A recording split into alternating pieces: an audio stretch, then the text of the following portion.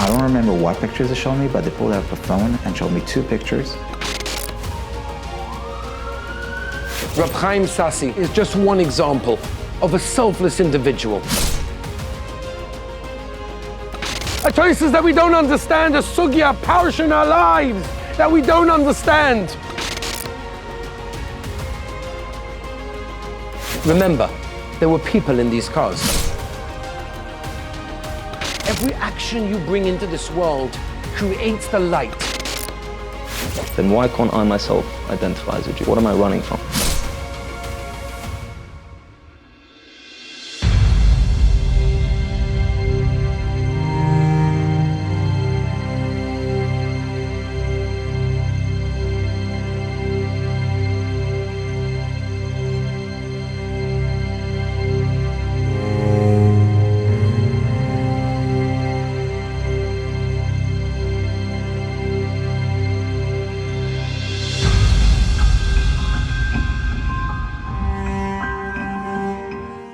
One of my big passions is to take people, and specifically my boys of yeshiva, to various places around the world and try to connect them with our history and to show them the messages of courage, the stories of real people that did the most amazing things. I took my boys down south to witness the scene of what happened on October 7th, on the morning of Simchas Torah. Join me on a journey of chizuk, so we could try to relive the experience. The Medrash in Eicha, which is also Gemara in Sanhedrin, tells us the following. There was a broken woman who lived in the same neighborhood as Rabbi Gamliel. And this broken woman had a young child. And this young child, unfortunately, suddenly died at a very young age. And every night, this woman would cry, and you would be able to hear her wailings and her emotions, how she cried and she cried for her dear child that left the world. And at that same time, says the Medrash, says the Gemara, Rabbi Gamliel would also cry. Explains the Medrash an incredible idea that upon hearing the sobs of this woman after losing her child, Rabbi Gamliel would cry. But why did he cry? Rabbi Gamliel cried for the Churban Beis HaMikdash. That's why he cried. That says Chazal, the Medrash tells us, he cried so intensely, his eyelashes fell out. What's curious to understand is, why did Rabbi Gamliel cry specifically about the Beis HaMikdash? Because he heard this woman crying about her child. Rav Gifta Zatzal, amongst many others that say the same idea in different ways. Rabbi Gamliel understood the shayrish, he understood the root for all suffering of Klal Yisrael throughout all of the years and all of the times that Klal Yisrael have been pained and been targeted. He understood that the shayrish, the root for all suffering, is the Beis HaMikdash. The fact that we don't have a Beis HaMikdash, that there's a Churban, the fact that every single day that we don't have a Beis HaMikdash, that is the source of all of the tzaros for Klal Yisrael. Says the Gemara, therefore, when he heard this woman crying, he understood, of course she has her individual pain, but collectively, where does it come from? The Beis HaMikdash. The lack of the Beis HaMikdash, the Shechina, the Avodah, that we are lacking in our lives.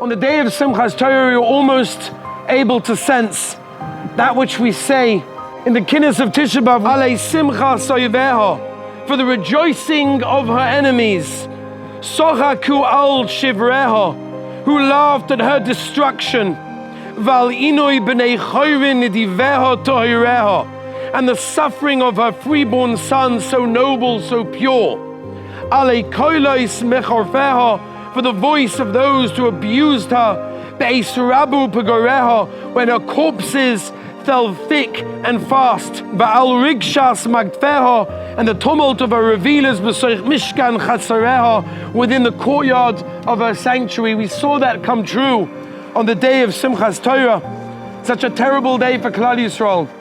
First responder Yisrael Khan was one of the very first people to leave Yerushalayim and drive down south. He left his wife and his children, like so many other dedicated volunteers, and went right into a war zone. Hearing those sirens that morning, I was just more alert. no one expected for what had happened. And we started davening, and we reached Birkas Kriya Shema, and then I get this rare message from the headquarters was any ambulance driver that is close to the base should come immediately. Now, I am an ambulance driver, so I right away left shul, and I made my way to the headquarters with my talis, the full Jewish look. The truth is, none of us really understood fully what was going on. I was on my way personally to yeshiva, about to spend Simchas Torah with the boys. Sirens, I see the rockets being intercepted above me, and yet had no idea what was actually happening. We had no idea what was about to unfold, and we tried to have the best Simchas Torah we possibly could have had. So, yeah, I'm gonna leave davening, I will come back probably in the middle of dancing. Little I know, when I reached down the base, they told me, you're going down south. And I looked at them like, we have never left Yerushalayim on Shabbos. I don't remember what pictures they showed me, but they pulled out a phone and showed me 2 pictures that were enough for me to understand something massive is happening. My son, Simchas Torah, he's about to come to dance with me. The ladies are coming to shul. I know it's not happening this time. Heading out of town. Who knows when you're coming back?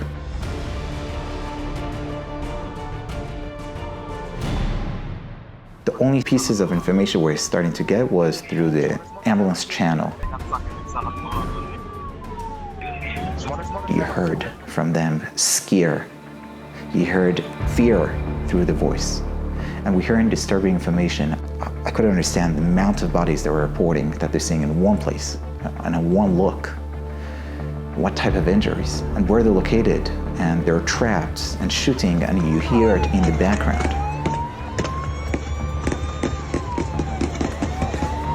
Not knowing what's going on, we're like kind of thinking, are we doing the right thing going down? But something just continued pushing us. You're driving down. Kadosh Baruch Hu decided you're going. 40 minutes driving down. There was nothing more meaningful to say the akafis of Ana Hashem Mashiachna, Ana Hashem Matzlichana. Driving down, not knowing what will be, we knew we were not going to be able to say it later on, so let's have the time. We barely managed to finish that. The roads were completely empty. It was a very weird feeling. Then we reached the skyline on the number 3 road. We see like a war zone ahead of us.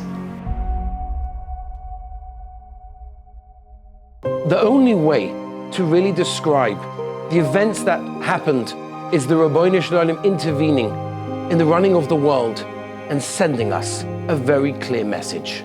The day will go down as one of the worst terrorist attacks ever in history. This is an NBC News special report. We have breaking news out of Israel this morning, where Hamas has launched a surprise attack within Israel's borders overnight. Over 1,000 Hamas terrorists enter Israel from over 30 breached points. The massive wall that separates Israel and Gaza, with sophisticated electronic devices able to stop anyone from tampering with it, were all of a sudden able to be knocked down. Hamas motorbikes and trucks seemed no match compared to the Israeli army's tanks and armored vehicles. Israel was shaken to the core. The unimaginable happened. The nation felt weak, no confidence in their survival.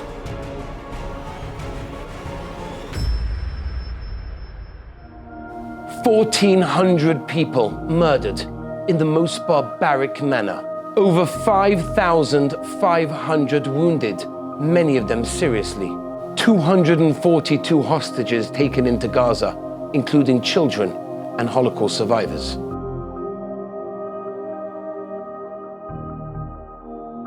Let's start the journey of looking at some of the heroes that stood up with so much courage. We went to Sderot to visit what's left of the police station and talk about the story of Rabbi Chaim Sassi, a Rav in Sderot who had just recently built a brand new kehillah and was so excited to be able to spend Simchas Torah with his kehillah. He was also part of Kitot Konanut, which was the rapid response security team here in Sderot, and an active volunteer for Ichad Hatzalah, United Hatzalah. Now, once he realized on Simchas Torah morning that the country, and specifically his town over here, was under attack, he took his gun, he took his bulletproof vest and bulletproof helmet, and he started his motorbike. אני יוצא המון רעש של יריות, המון רעש של יריות, של מקלעים, של... And he arrived at a bus stop very close to this police station. Possibly it was the bus stop over there. He was told that's where he needs to be to try and help someone that got injured. And he finds at the bus stop 3 policemen. One of the commanders of the Sderot police was shot and needed him. So he tried to do whatever he could with whatever material he had with him. And he notices on the other side of the road, he notices a policeman lying that was actually shot by a Hamas sniper through the windows, shooting at anyone that would come past. Rabbi Chaim Sassi saw that this policeman was still alive. He saw he was alive. He said to the other policemen that were there, he said, listen, I need to get this guy. He's alive, I can save him, I can help him. Please, I'm asking you to keep shooting. I'm gonna run over. As long as you keep shooting, no one's gonna shoot out the window, no one's gonna put their head out the window because they hear the shooting directed at them. Don't stop shooting until I gather the police person that needs help and bring him back to safety. Cover me. Don't stop shooting until I return. He says for the next few moments, he will never forget in his entire lifetime. Seconds after darting across the street, he reaches the policeman. The sniper shoots him in the knee. A moment later, he was shot in the hand, and the shrapnel cut into his jaw. He was shot twice in his head, and his helmet protected him from the bullets that shot at his head. Ignoring the excruciating pain that he was in at that time, he threw himself over the policeman, shielding him, the policeman under him, from any of the bullets that may come from the snipers within the building. Look at the courage these people had. They had to make split-second decisions without any time to think. And they did what was right. And he dragged the policeman to a dumpster. Behind the dumpster was a safe place. It was too close to the building. He checked the vital signs of the policeman that he was trying to treat, and he saw there's very low chances of him surviving. And now he turned to his jaw. It was gushing with blood at that time. There was a little voice, he said, in his head telling him, maybe you should start to say vidui. אז אמרתי לו, אני חי, אני הולך למות פה, אני לא אומר וידוי. And he said, no, I ignored that voice, and I said optimistically, I'm going to say Tehillim. It's going to be okay. For the next hour and a half, Rabbi Sassi was staying trapped in his spot because of the flying bullets that were going in every direction. He knew he was safe where he was, and he saw a Shabak officer taking cover very close to the police building behind me, who promised to come and rescue the rabbi. He said, don't worry, I'm coming to get you. As soon as it's safe, as soon as the bullets stop, I'm gonna get you. He threw in bottles of water, drink something, you'll be okay. He kept on talking to him. And the rabbi screamed out to the Shabak officer, I need bandages. The Shabak's like, where am I gonna get bandages from right now? Where can I go? And he said, why don't you go to the van that the terrorists arrived in? Go look at the back of that van. You'll probably find bandages over there. What was he thinking? Why would there be bandages in a terrorist van coming to kill people? But that's what he told the Shabak officer. The Shabak officer said, you know what? No problem. He was able to do it. It was safe for him to go. He went to the van where the terrorists came out from, and he managed to find a tremendous amount of bandages. He came out with bandages for Rabbi Sassi, courtesy of Hamas, and he threw them at Rabbi Sassi. And at that point, it was still Shabbos. Rabbi Sassi did not want to use his phone for anything that was not Pekuach Nefesh, but at that point he felt it was Pekuach Nefesh. He switched on the video of his phone, and he took a video of his face to be able to know where to stop the blood from, and he managed to stop the blood. When the Shabak officer opened up the van that the terrorists came in, and he started looking for the bandages, he found a radio. That radio belonged to one of the terrorists. He had in his hand something so precious. As a Shabak officer, he was fluent in Arabic. He was now able to hear where the terrorists were and where their next destination was going to be. Imagine how many lives he saved by knowing what was going to be their next step. The Hashgacha Pratis of how the Rebbeinu Shalom runs the world, even within so much tsar, so much pain. Stories of Kiddush Hashem that we have heard so many times throughout the Holocaust, always generally attributed to Rabbonim, to Rebbes, to tzaddikim. But yet so many of the recent heart-rending stories of Mesiras Nefesh are about Yidden that are not even considered to be Shomer Torah mitzvahs. And yet, they showed us how they risked their lives to save others. Many of them murdered, both in the towns and the Yeshuvim, from the security forces, were killed. They could have remained home, and they went straight into the danger. They gave up their lives, and they saved other Jews. Reb Chaim Sassi is just one example of a selfless individual who put others before his own life. There were so many more. Some of them made it, but unfortunately, so many of them didn't. But they were selfless individuals, and their courage remains forever. This was a place that so many Yidden lost their lives in a small amount of moments. And we always say that we never understand the Ribbono Shel Olam's ways. We don't understand why the Ribbono Shel Olam does what he does. But sometimes the fact that we don't understand why the Ribbono Shel Olam does what he does is the answer. But one thing we do know, and we have emunah shleima in the Ribbono Shel Olam, that everything is with a cheshbon and everything is precise.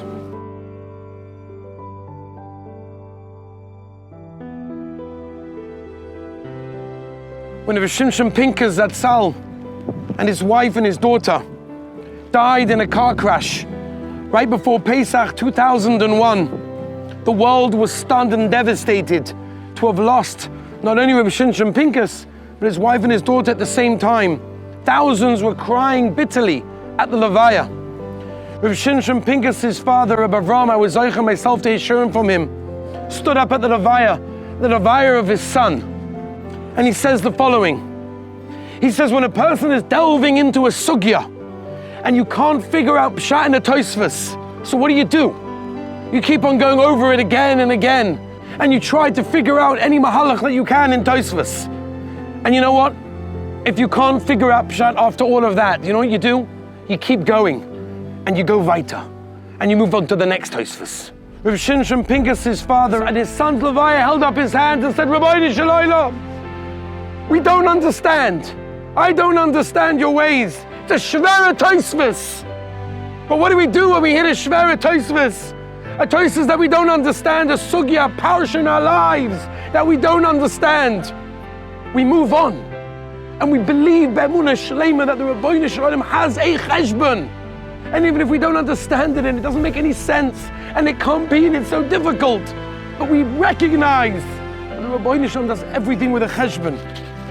260 people, 260 neshamas died in this place where we're standing. We've been to Poland, we've been to places where we've heard the most terrible horrors that Klal Yisrael had done to them. And it's so hard for us sometimes to picture, to feel, to understand, to connect. This is something that every one of you who are in the country, an hour and a half down the street, this is what happened an hour and a half from where we were in yeshiva on the morning of October 7th on Simchas Torah. We had no idea what was going on, but we felt something was wrong. Wherever we were in the world, we felt something. When I looked around at the boys' faces at that specific time, I saw the emotion on their face. I saw that it touched them. They felt it. And every single one of us can also feel it.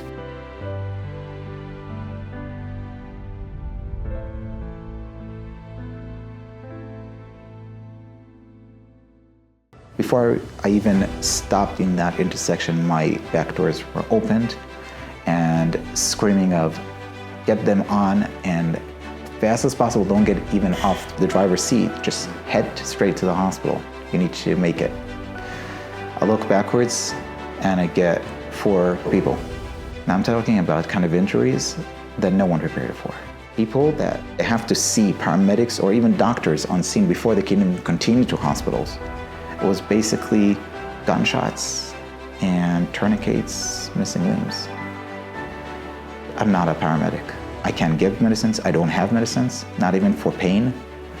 It was to make quick decisions and just get as fast as possible to hospital just to keep them alive. And we're going back and forth. We're not even going down into Sderot. Just to put things into context, the Hatzalah members were mainly on the outside of the kibbutzim in the festival area, from the outside to the hospitals, and they went backwards and forwards with such courage.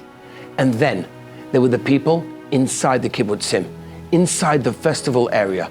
They with such courage, they did what they felt was the right thing to do. There are currently 4 security guards from the Nova Festival in captivity. They could have fled, they could have ran, but they remained behind to save others. Bar set out with his car, rescued people, and then returned of his own accord to the valley of death to save others. On a 4th round, he was attacked and taken captive. Rom circulated and hid people. He was given a chance to flee, to run away, but he insisted in helping others, and he was taken captive. Eitan was already on his way out of the area with the group that he rescued. On his way, he saw 2 murdered victims, and he insisted in staying to make sure that they get a Kavura Yisrael, a proper burial. In the middle of the Chesed Shel Emes, he was abducted, and he remains in Gaza. Agav Bas Meiriv Berger is currently being held captive in Gaza. She's a 19-year-old girl who was kidnapped from the Nachal Oz military base. She's not a Beis Yaakov girl, nor did she grow up in Meisharim. She fell captive on Simchas Torah. And it was in those horrid tunnels that she took upon herself Kabbalas Ol Torah mitzvahs. She was makabel the yoke of Torah mitzvahs. She davens to the best of her ability and knowledge. She makes brachas on the little bit of food that she gets. And above all, she's taken upon herself Shmira Shabbos. Hostages that were with her in 2 different hideouts and were subsequently released all gave the same report. She took upon herself to keep Shabbos and spends every Friday davening that her captors will not make her be Machal Shabbos. When Hamas terrorists forced her into serving them in their homes, היא מתפללת מלא והיא מברכת על האוכל והיא לא מדליקה אש בשבת והיא מדהימה. she refused to light fires and cooked for them on Shabbos. I cannot, said her mother, begin to think of the violence and cruelty of her captors. But Agam is the strongest person I know and is choosing to lean on her faith and lifting all those around her. Agam's Mesiras Nefesh has generated tremendous chizuk in her family's neighborhood in Cholon. Her parents established a shul in a little area. It became too small and now they're davening in the chutzah. Her father says she won't believe what's waiting for her. As soon as she comes out, she'll see it. And Be'ez Hashem, they're all going to come out well physically and of course emotionally intact as well. I just want to tell you a story about a yid called Shalev that fled the Nova Festival, that fled the area that we are currently standing right behind. Shalev grew up in a very Haredi home around Bnei Barak. And for whatever reason, he left Yiddishkeit. He was in the Nova Festival on Simchas Torah, October 7th, when the attack happened. He found a garbage can, and he hid in the garbage can for hours and hours until he realized it was safe to come out. As soon as he came out, he couldn't believe the sight that he saw. Dead bodies lying everywhere, and he couldn't believe, I'm alive, I'm alive. He said later on he found the first base medrash that he could. He took it to Hillim, and he fell on the Aron HaKodesh, and he was crying. Since then, he's put on tefillin every single day.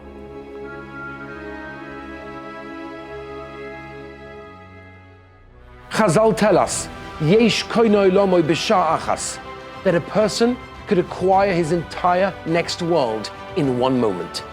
Yes, this was going on in Eretz Yisrael, but it had ripple effects around the world. There are many people that got affected by what they saw and what they heard on the morning of Simchas Torah. And one such example is Yuri Grosnas, a dear Talmud of mine who I taught over 11 years ago. At some point, he left Yiddishkeit, but on the morning of October 7th, on Simchas Torah, that changed his life forever. Life's taken me on quite a journey since Rebbe taught me in Applebaum's, seeing a lot of the outside world, traveling, a lot of outside influence.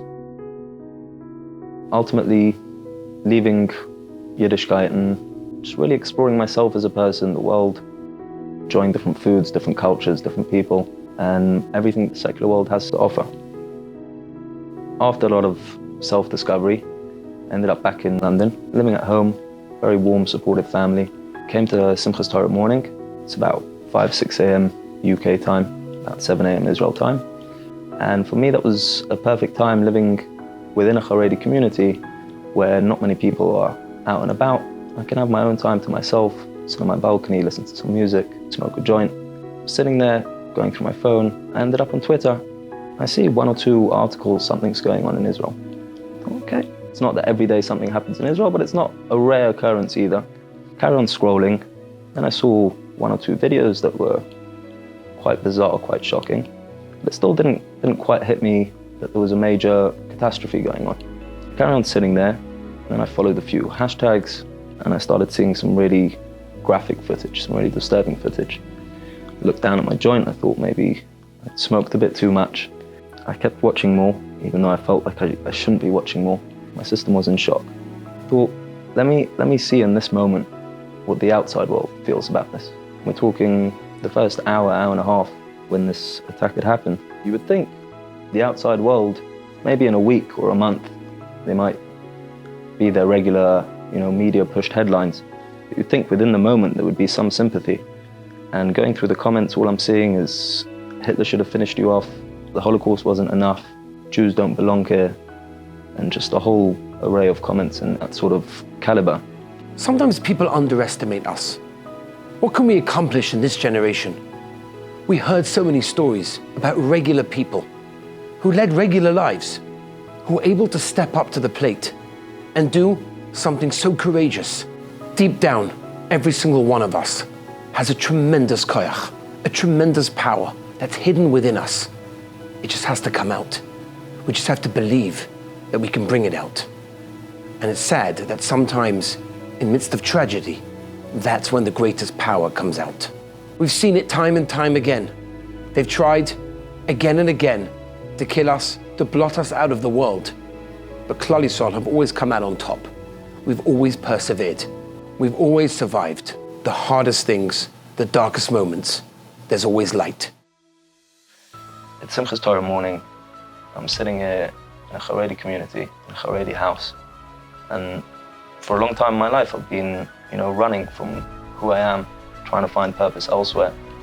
And it sort of hit me in that moment that if the secular world still views me as a Jew, they still identify me as a Jew, regardless of what I've gone out and explored and what things I've tasted or discovered, I'm still a Jew at my core, then why can't I myself identify as a Jew? What am I running from? Within that moment, it gave me a realization that I've got to refocus, re-inspire myself to reconnect to what I want from life and what I identify as, and to really figure out what that goal is, what that life purpose is. Carried on through Chag with my family, my friends, a lot of rumors in the community, a lot of people looking at me thinking maybe I have the answers to some of the questions that they're worrying about. I don't feel comfortable telling anyone any details. And over Chag, I found myself really trying to push myself to connect to Chag, Simchas Torah, and what it used to mean to me and what it can mean to me in the future. Singing with the family, taking part in the meals, and really feeling that reconnection in my neshama and trying to re-spark myself that this is a point that we can build from, this is a point that we can grow from.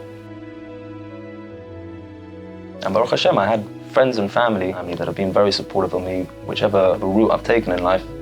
And they were, of course, ecstatic to hear that I was inspired and wanting to grow. And they offered me a support system to go to shul with them, to keep pushing forward. There definitely were moments, even right at the beginning. I remember the first 3 weeks, Shabbos was easy for me. I love my cigarettes, I love my music, but it was easy for me to wind down and switch off for 25, 26 hours. But the 4th week, I don't know why, but I felt it really difficult. And there were some moments where I slipped over the months, and I would say it's a song by Joey Newcomb, Sheva Yipol Tzadik V'Kom.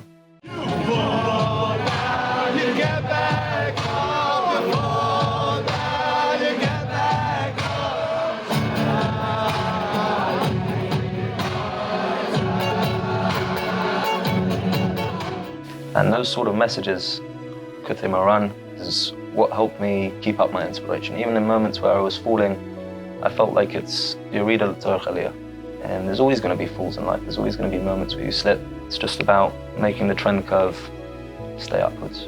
I asked Yudi, what would be his message to anyone that's struggling, to a teenager out there that's listening? What chizuk can he give him? One message that's kept me going throughout my life, it's actually from another Rebbe in the yeshiva that I learned with Rav Avian.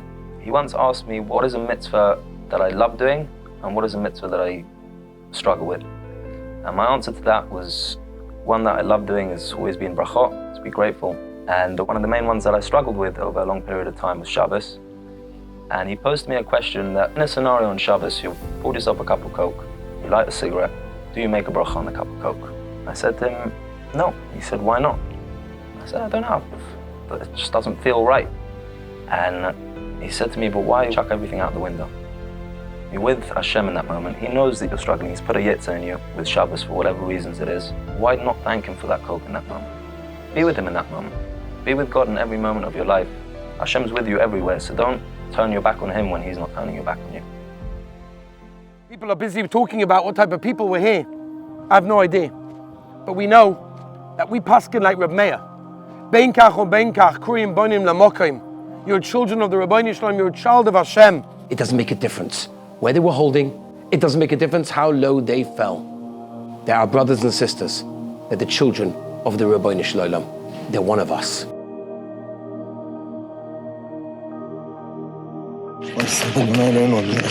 שיגמר בבקשה אלוהים. שמע ישראל, אדוני אלוהינו, אדוני אחד. אלוהים, בבקשה תעשה שיגמר.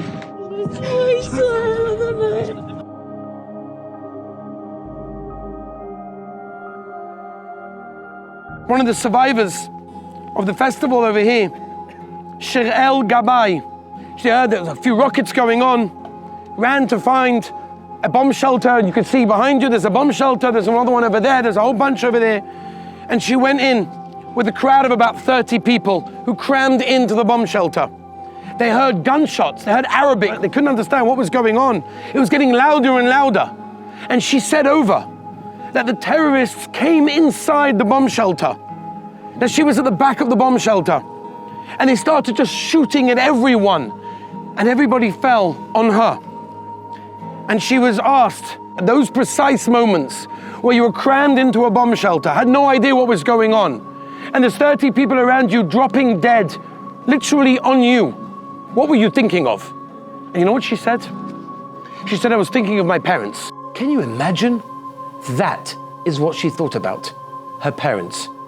I deal with so many parents, and so often they ask, what can I do for my child? Am I doing the right thing?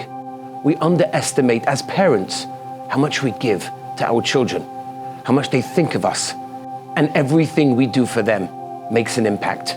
You never know when it's going to be needed and when it's going to come out. And she said the terrorists kept on coming back and forth inside the bomb shelter to check that everyone was actually dead. 30 people for 7 hours with more than 15 dead bodies literally fallen over her and a bullet in her knee. She remained inside the bomb shelter. It was literally Gehenna unfolding in front of their eyes. The shootings, the screaming, the explosions from above. It was absolute chaos. Hours and hours of waiting with no idea what to expect. It's the darkest of times. And sometimes, from within the darkness comes the greatest light. The Medrash tells us that Yaakov Avinu complained to the Rabbeinu Shalom, why are you doing this evil to me? Explains the Medrash that HaKadosh Baruch Hu responded to Yaakov Avinu, Yaakov, I'm making your son a king in Mitzrayim. Why are you complaining to me? Why are you calling it evil? Asks Rabbi Yerucham, I don't understand. It's great when the tzara is finished, when everything's great and we can look back and say, everything is great now. But in the midst of the trouble, in the midst of the tzaras, when things are going so bad, when it's dark and it's horrible and we don't understand what's happening, how are we meant to fathom that good can ever come from it? Answers Rabbi Yerucham, this teaches us that even from a situation that looks so dark, that looks so terrible, that looks so negative, we have to understand that it's part of a greater plan. That's the Pshat in Tehillim, when David HaMelech says, Min ha'meitza karosi ka, from within the straits, that's when I call out to the Ribbono Shel Olam. When David HaMelech was going through his hardest times, he realized the salvation was on its way, and he called out to Hashem. Sometimes things just go so wrong. We feel that it's dark. We feel the Ribbono Shel Olam has abandoned us. We have to learn, no, it's all part of the Yeshua. It's part of the salvation. The Ribbono Shel Olam has a master plan, and it's very much from the darkness that we can hope to see the light. Ro'i, he was here together with his wife, and he said he remembers he was here at the festival, was filming everything that was going on. He noticed rockets flying. He could sense something was wrong, something wasn't right. All he could think about was how the music is still playing in such a situation. Rockets were flying in a direction, the music is playing. It doesn't make any sense. He said to his wife, this could be our last moment together. She said, what are you talking about? It doesn't make any sense. They passed a car, and instead of running, they saw that the person inside the car was sleeping, and there was a good chance that he was going to be killed. היה שם מישהו צדיק שנרדם כל הלילה באוטו. וכשראיתי אותו ישן, לא הצלחתי להמשיך. פשוט חזרתי והערתי אותו. So they knocked on the window. He didn't answer. They kept on knocking and knocking and knocking, and eventually he woke up. And they told him, let's get up, get up, get up, go away. He finally woke up. He actually got a message 5 days after October 7th from this person in the car to say, you saved my life because you stopped and you thought about someone else, which is also just an incredible thing for someone to be able to think of someone else. And they kept on running and running. They were saying Shema Yisrael the whole time. רק בורא עולם הציל אותם באותו יום, לא אף אחד אחר. שמר עלינו. צריכים להודות לו כל כך ולקבל על עצמנו משהו, אז קיבלנו את השבת המלכה. They realized where their life was headed, and they became religious afterwards. They said they have to keep Shabbos, they have to start moving on. One of the stories that was said over by one of the Hatzalah members, Avi Yudkovsky, who was driving injured people backwards and forwards, and he had dropped off people in the hospital, and there's a soldier there. He'd been injured, and now he's ready to go back inside. He enters the back of the ambulance, and they're driving. This is the drive that they had done so many times, backwards and forwards to the hospital, back from the hospital, taking injured people. And all of a sudden, the Special Forces soldier rolls down the window, takes out his gun, and is ready to shoot. And they look in the back of the ambulance and they say to him, is everything okay? What are you doing? We've gone down this road so many times. What are you doing now? And he said, I was here a few hours ago. A terrorist shot at me from that tree right over there. This is what the Hatzalah members did. They willingly drove into an active war zone. We get chizuk from hearing these stories and seeing the decisions that these people made that saved so many lives. On the third or fourth drive down, we get a young lady. She was from the festival, she managed to escape. She got shot. And long story short, she managed to get to us with a tourniquet on her, missing finger. We didn't know it until we were in the middle of a drive down to the hospital that certain kind of position hurt her. And then we realized she had another gunshot under her hand. She had another bullet inside her head. And she was about to give up. We couldn't let her fall asleep. If she would fall asleep, she would not wake up. And I got the order to go to Ashkelon. It's closer and harder injuries. But in a split of a thought, I remember in the previous drive down that there's still people still waiting in the emergency room with tourniquets sitting there on the floor. There was no more space. I knew that she might not be taken care of in time. She might not survive. And even if she would survive, she would lose her entire hand. In a split of decision, with not asking no one, I decided to continue another 7 to 10 minutes drive down to Asuta in Ashdod to give her a chance. It's a more simple hospital. Maybe she will be taken care of. We never heard from her again. About 4 months later, we got the first regards. She's missing just one finger. These are regular people. They're first responders. They're not meant to be walking into a war zone. And yet, so many of them, selflessly, not thinking about themselves, but only others and what they can do. They didn't have to go. Nobody asked them to go, but they went. One specific Hatzalah member from United Hatzalah recalls driving down this road and seeing cars and bodies scattered all over. And then he came across 2 officers of special forces lying on the ground. Now there are dead people everywhere. They weren't able to tend to the dead people because they were so busy trying to save people that were still alive. But they just couldn't bear leaving officers and soldiers on the street that were killed, because when other soldiers and other officers and other police forces would see that their own forces were killed, it would demoralize them, and therefore they removed them chesed shel emes. And he described seeing all the dead bodies lying all over. He was reminded of the words, Habeit b'shamayim erei, ki ayinu lag v'keles lagoyim, look from Shamayim and perceive that we've become an object of scorn amongst the nations. We're regarded as sheep that are led to the slaughter, to be killed, to be destroyed, to be beaten and humiliated, which is what happened on this very street. But despite this, we will never forget the Rabbeinu Shel Olam. We will never forget your name, Hashem. Hundreds of cars literally burnt, scattered all over Route 232. We stopped at a specific place and we looked at those cars. Behind me is so many of the cars of people that were burnt, many of them alive. Remember, there were people in these cars, many of them burnt to death. That's what we saw, the death traps that each car was.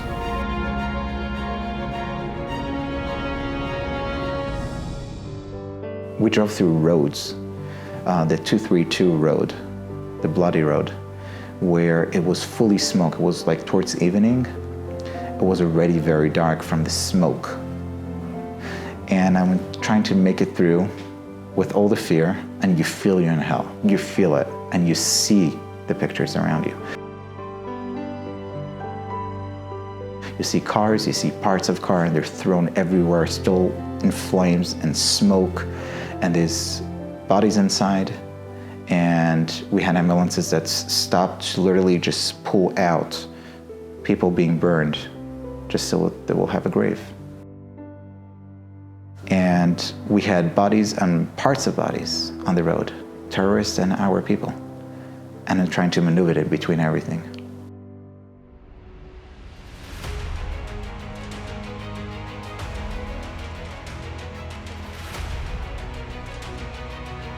While all this was going on, many of the kibbutzim were being attacked in the most barbaric manners. Hostages were being taken. Children were being killed in front of their parents, and parents were being slaughtered in front of their children.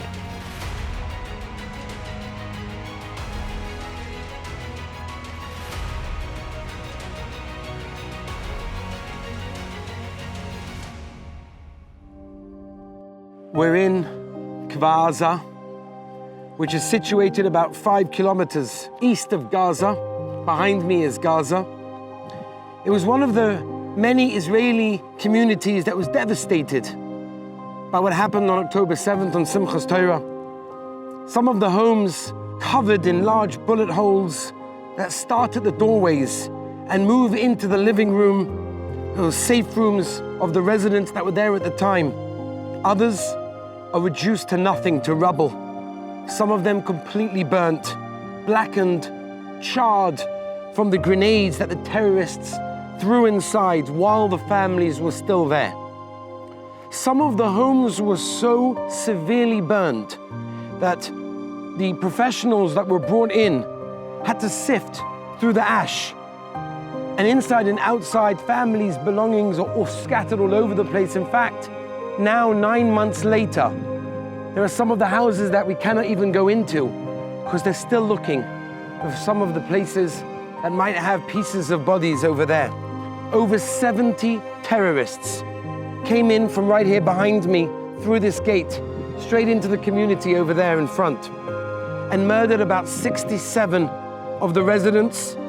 17 hostages were taken straight from over there where I'm looking, right behind me, through this gate into Gaza, and they kept on coming in and out to get more and more hostages. There was no one too young, no one too old to slaughter. It took the Israeli army over half a day to reach the kibbutz of 750 people. And the fighting continued for 3 days, finding terrorists days later after Simchas Torah.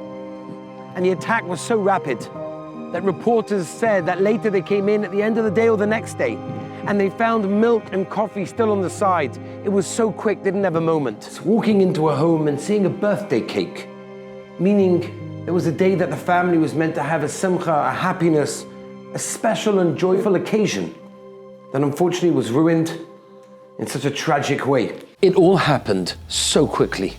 Regular life, in seconds, turned into horror. Imagine what the hostages are going through. Picture their lives before and their lives right now, sitting in darkness, without the realization of day or night. Food, who knows? Is anybody even waiting for them?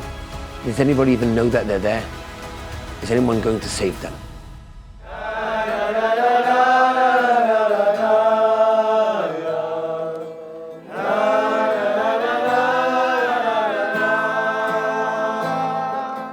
I brought into yeshiva one day a father of one of the hostages, Elchanan Danino, the father of Ori. I wanted the boys to hear firsthand from someone that's experiencing that weight, that has a son in captivity in Gaza.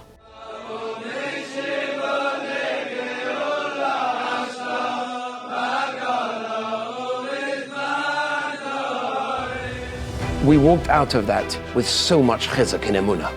How someone can still believe so strongly in the Rabbeinu Shalom when life is so difficult and life is so challenging.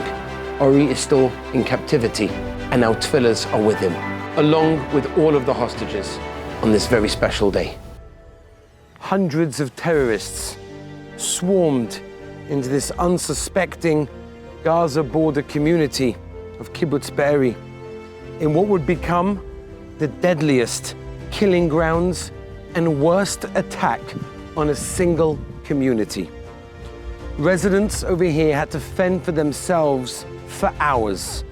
101 civilians and 31 security personnel were killed just in this kibbutz alone.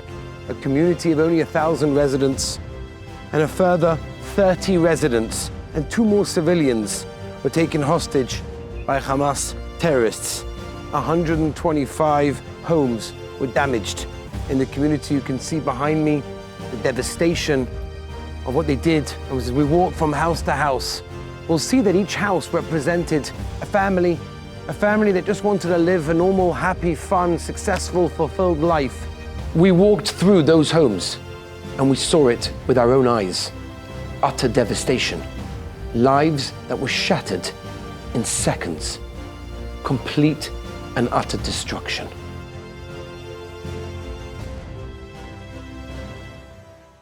Behind me is the house where 2 of my cousins' children, twins, Yanai and Liel, Hetzroni Hella, 12 years old. They lived with their great aunt and grandfather, who were also murdered. Just my world caved in completely, not knowing whether they were hostages in the Gaza Strip, not knowing how they were, not being able to be there. I wasn't able to protect them. But there was so little found of Liel's body that they almost buried some of her toys instead. And Liel's belongings, as you can see here. Which perhaps had some of her blood or something on it, because there was just so little left to even bury. They identified her by literally sieving the remnants. And he said to me when I spoke to him recently, he said, this memory will live with me for the rest of my life. That he was never really able to bury his children in a proper manner. I'll never watch them grow up. I'll never see them get married. And I'll never see them do what all parents want to see their children do. As parents, we all have dreams and aspirations for our children. Can you imagine, on that fateful day, how many parents' dreams were shattered, were gone? There was nothing left. This is where the dentistry was in Kibbutz Be'eri, which turned into a mini hospital on the morning of October 7th, in Simchas Torah, when people started to get injured. So they took this over. So one of the doctors lives across the street, ran over here, and they came in here to treat some of the wounded. And many of the wounded were inside, and 3 specific men that you see behind me came out in order to try and fight the terrorists. One was killed immediately on the street, and then the terrorists came inside and killed all the people that were wounded inside.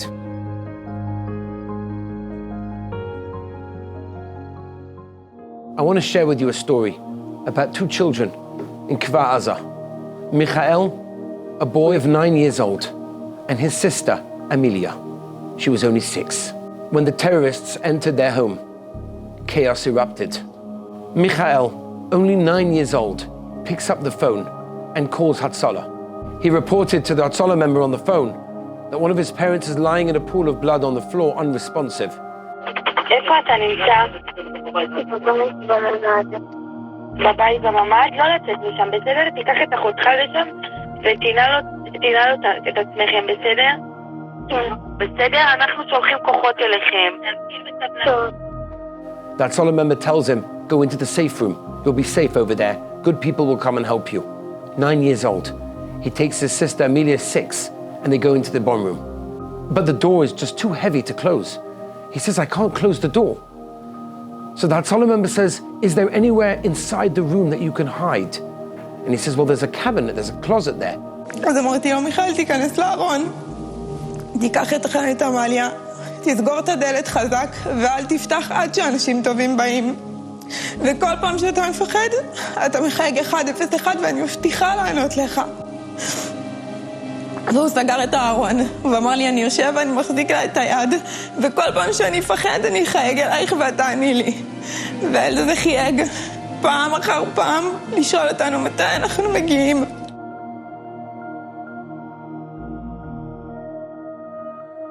He lies on one, and his sister, only 6 years old, lies on the other one. And for 12 hours, they're on the phone. They don't want to give up. They're waiting. And she's giving them chizuk the whole time. It's going to happen. Someone's going to come and save you. You're going to be rescued. And 12 hours later, the soldiers came in, and they rescued both of them alive. וואו, ממש תודה רבה, אני באמת אין מילים. Behind me is the house of our dear friend Eli over here. He was in the safe room. About 11:30, they hear the terrorists coming in. You hear shooting, grenades, start smelling smoke. They're obviously lighting things on fire. And they're going from family to family, from house to house. They've got the bottom floor, and now they've come upstairs to the top floor to his neighbor. And he hears they're making a fight, they're trying to get in. And eventually he smells the smoke. It's getting stronger and stronger. At about 1:30 p.m., when the smoke is starting to come into the room, he's got himself, his wife, and his 3 children. His wife says, I can't take this anymore. Let's jump out the window. It's 2 floors, we'll make it. We'll jump out the window. He says, what do you mean? You can't do that. There's terrorists all over the place. You can't just jump. So his wife, with a small opening of the window, she stuck out her hand and videoed outside to see if there's any terrorists hanging around on the streets. Brought the video back in, they saw there was no one around. They opened the window, he jumped down first, and he ran over to the pergola over there, a neighbor. They made it up around the other end, went upstairs. His 3 children followed. One of his children broke the leg, and then his wife followed afterwards, and they were all saved over there. Tremendous act of courage. They kept strong, they kept going. And he said to him, it was an absolute nace.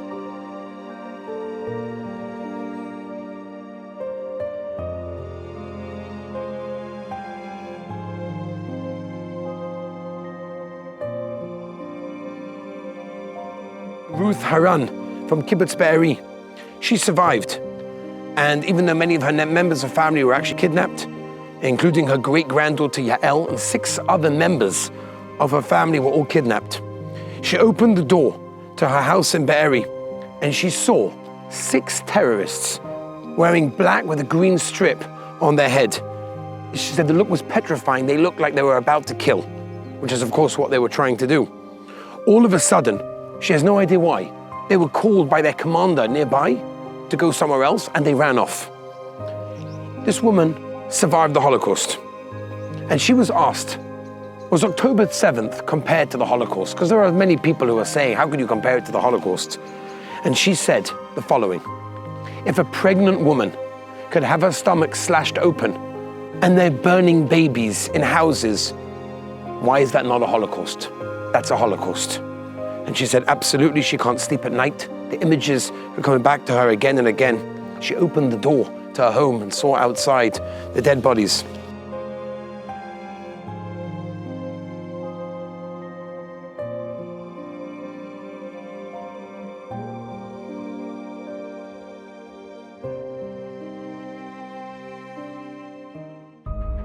An anguished Yid once asked the Klosenberger Rebbe, while in Auschwitz, Rebbe, he said, do you still say, Atah b'chartanu, Rabbeinu Shalom, you chose us as your nation? And the Rebbe replied and he said, absolutely. In fact, I say it now with more kavanah than ever before. Because had I not been chosen to be a Yid, then I might have been a murderous German. I prefer to be a suffering Jew than a cruel non-Jew. 80 years or more have passed. Mrs. Aviva Siegel, who lived here in Kfar Aza, a kibbutznik who lived with the ideas of coexistence and equality, that everyone should live together, now tells everyone, after I saw how they trampled us and how they attacked us so brutally, now I say, it's a miracle that I am a Jew.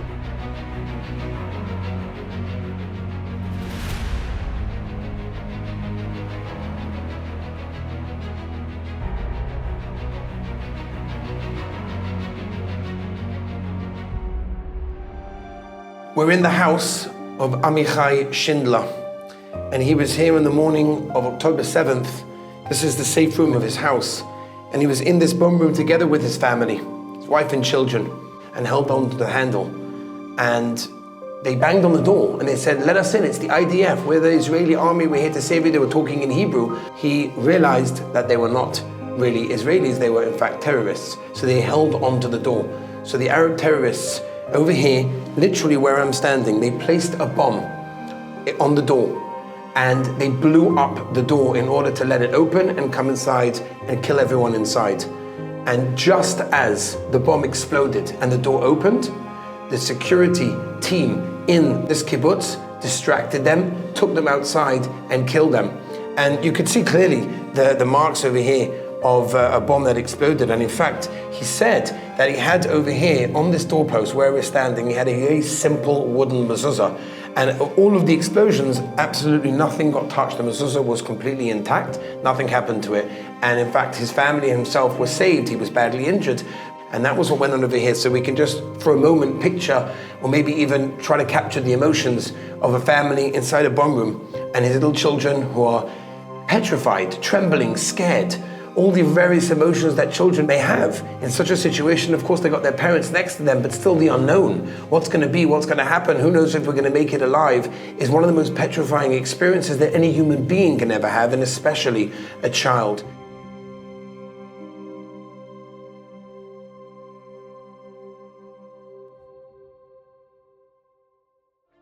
Chazal tell us that Shabbos is the ultimate bracha. Shabbos is the Makor HaBracha, it's the foundation of all the bracha in our lives. We say in the Zmiris, Ki eshmer Shabbos, kel yishmerenu. When I keep the Shabbos, the Rabbeinu Shalom protects us. We witnessed so much pain. It was such a difficult day, seeing those sights and hearing those stories. But yet, from within the darkness, we found some sparks of light. We never understand why things happen, and we can never offer answers to the most difficult questions. But sometimes we look at Chazal and it gives us the chizuk. Chazal tell us that Shabbos protects and saves lives. And we can clearly see that on the morning of Simchas Torah, it did exactly that. Kibbutz Sa'ad, a religious kibbutz just south of Kfar Aza. The residents inside on the morning of Simchas Torah were b'simcha. They were celebrating the Yontiv of Simchas Torah. And they realized a little bit of what was going on. There were sirens, they heard the rockets, obviously. And it was only a matter of time that the terrorists were also going to reach this entrance and come inside their kibbutz. They can hear the shooting, they can hear screaming from various places nearby. They know what's going on. And they realize that there's no army, there's no one to save them, and they're completely alone.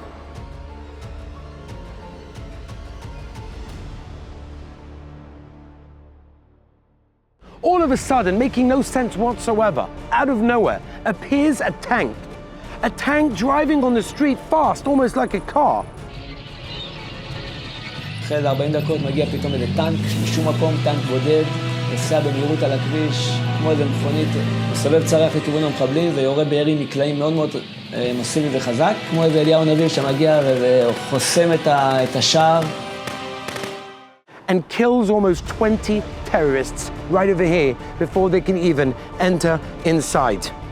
An unbelievable thing, which they realize doesn't happen and didn't make any sense. And there were others as well. There's a place called Kfar Maimon, a religious moshav between Beria and Netivot. The gate was closed because of Shabbos Kodesh. The terrorists didn't even enter the gate and they continued on their way. Tifrach, a religious moshav 7 kilometers east of Ofakim, over 1,000 yeshiva bochrim celebrating Simchas Torah in that morning. The terrorists didn't even reach there. Tukuma and Zimrat, also religious moshavs located between Sa'ad and Netivot, very close to where we are. The terrorists passed by, but never even tried to enter. And there's no question about it that the Shmir Shabbos protected them over here and in so many other places. There's an electrifying Meshech Chochmah, written almost in prophecy. He writes, Chilul Shabbos was spreading, people weren't keeping the halacha. But when there's unity, when there's achdus in Klal Yisrael, the anger of Hashem is subdued. But when there's increased disunity and strife, tragedy can follow. The Meshech Chochmah writes this in 1926. The Holocaust was not long after.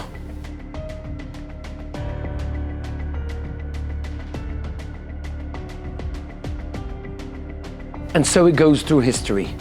And indeed, leading up to October 7th, there was so much fighting. There was so much disunity. There was so much strife. And then, tragedy struck. One of the messages that we felt during that day was a message of achdus. This is the bomb shelter that Aner Shapiro, a British-Israeli soldier, the age of 22 years old, was killed. But it was how he was killed that I think should be such an inspiration. He was in this bomb shelter, the side of the road, trying to save his life amongst many as well. The terrorists came over, they realized there were people inside. They wanted to kill them. So they took a grenade and they threw it inside. And there's a 4-minute dashcam video from a nearby car that was parked right over here. And you could see the hand of somebody who picked up the grenade, a live grenade, and he threw it out. That was Aner Shapiro. He didn't just do it once. He did it 7 times. 7 times he picked up a live grenade in order to save his life and the life of so many other people. The 8th grenade, unfortunately, Rachmana litzlan, exploded in his hand and it killed him. But it was the act of selflessness, the act of thinking about somebody else, not putting your life first and running into the corner so I can be saved, but rather, how can I save someone else? We heard it straight from those terrorists being investigated. The way they were talking about what caused them to go for it. They were ready for a while, as we all heard afterwards. They said that the fact they saw us fighting between us, that was the reason they felt the right time to come in.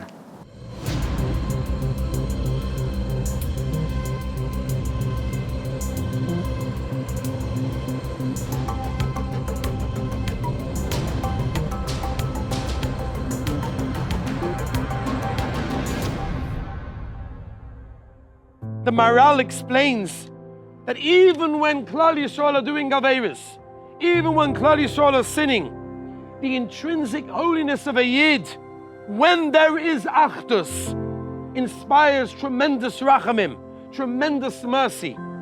And we find that in the Megillas Esther. The turning point came, according to many, when Mordechai and Esther brought in all of Klal Yisrael, men, women, and children together to daven, to fast, to learn Torah. When there was the Achdus together, that was the turning point in the Megillah. But when there's a nation that's ripped apart, that's going in different directions, hatred and disputes, it causes devastation and it causes destruction. The Pele Yoetz writes in Ahavas Re'im, he brings a Medrash Tanchumen Parshas Tzav, that the Shechina rests on Klal Yisrael only when there's Achdus. There's no question that before what happened over here, there was a tremendous lack of Achdus. There was internal fighting with different sections of Klal Yisrael, something that should never be. And we're here to try and inspire ourselves that in every situation, whatever we're going through, whatever we're experiencing, whatever we hear, whatever we believe in, wherever someone's holding, it's irrelevant. Because at the end of the day, there has to be Achdus, and when we have that Achdus, then we have the Shechina. But when we lose the Achdus, when we're so busy with ourselves, then we causes, as it did, a lot of destruction.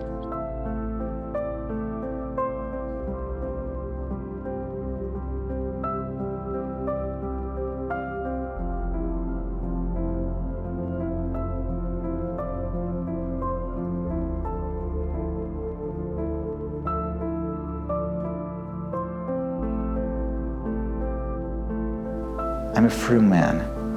I haven't been in the army. No one called me to call here. No one made me come here. I have a family at home and a safe Yerushalayim HaKodesh, Yom Tov. I'm smack in middle battlefield, surrounded by terrorists. I don't know if I'm gonna make it out. And we're watching just army cars coming from inside Kfar Aza, hearing the booming, seeing the helicopters shooting down, and I see, Baruch Hashem, some people walking out alive, civilians that were trapped inside. We see injured people as well. We see soldiers injured, and sadly we see those that didn't make it. And we see terrorists as well, captured. And I can't understand what I'm doing there. And then there's a moment that there was a commando, and he came up to me and just gave me a huge hug with no words. And it was a moment that we both were with tears in our eyes, with no words. Looks at me straight in my eyes and he says to me, "You're the last person I expected to see over here. Last week, you were the person I most hated. Now, you're my brother. You're my family." That moment with that commando was exactly what we should feel. It's what we really are. We're brothers. If I believe in serving the army or not, if I believe in his way or not, he is my family. He is a Jewish person. And sadly, we don't need to get to those times, but we are one.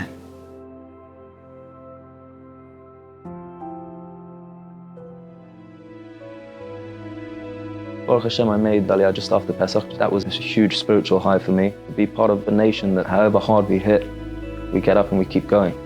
And you know, this is the story of the Jewish nation for thousands of years.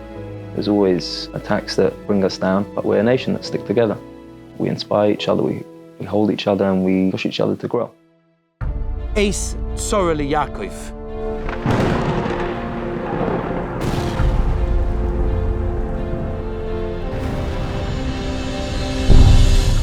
Time of danger for Klal Yisrael. Our brothers and sisters are sitting, as we speak, in captivity, not far down the road in Gaza.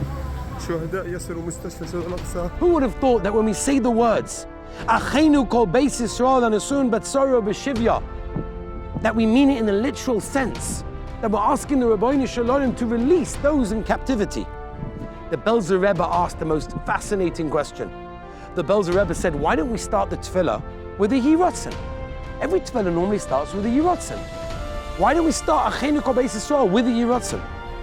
Zog the Belzer Rebbe, because Achenu kol beis Yisrael, when all of the Yidden are together, when they're all ba'achtas, when we all care about each other, there's no need to say Yiratzin, because the unity and the achtas of Klal Yisrael is so powerful that nothing else is necessary.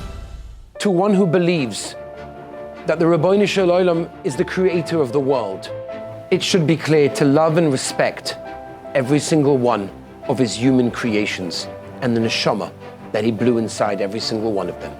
Failure to do so indicates a lack of respect for the one that created them. We may have our differences, that's okay. But ultimately, we have to love and respect every Yid in Klal Yisrael. War is still going.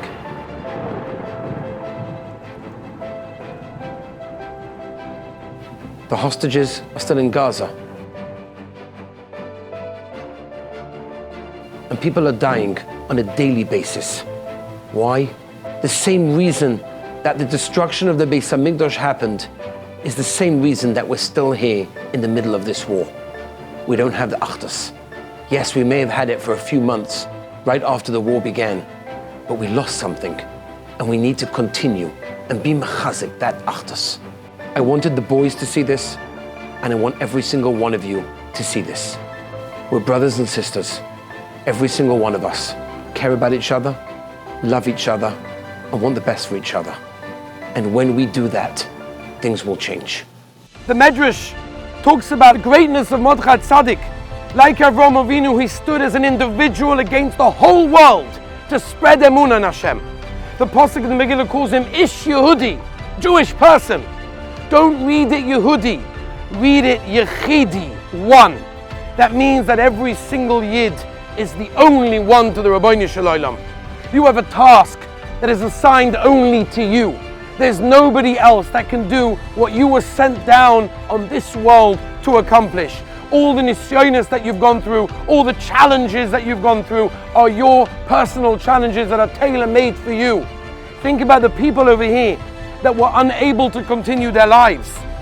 And we are, Baruch Hashem, able to continue our lives and accomplish and do. The Maral says that we're called B'ni B'chori. My son, my firstborn, says the Maral. What does that mean? A family can only have one firstborn. How can it be that everyone's called that?